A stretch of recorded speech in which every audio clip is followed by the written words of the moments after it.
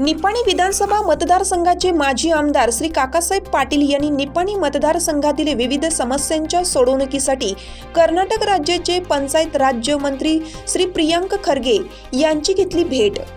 निपाणी मतदारसंघामध्ये गेल्या 10 वर्षांमध्ये ज्या समस्या भेडसावत आहेत, मतदारसंघातील नागरिकांना विविध समस्यांचा सामना करावा लागत आहे।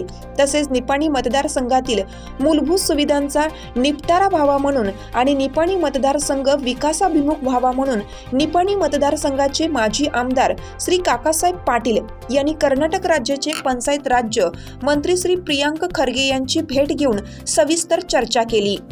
या बातमीची अपडेट घेतली आहे हिरकणी न्यूजचे कर्नाटक संपादक बबन जामदार निपाणी यांनी। चालू घडामोडींचे अपडेट्स जाणून घेण्यासाठी आपल्या हिरकणी न्यूज चॅनलला सबस्क्राईब जरूर करा, लाईक करा, कमेंट करा आणि शेअर करा। बेल आयकॉनवर प्रेस करा आणि नोटिफिकेशन्स मिळवा।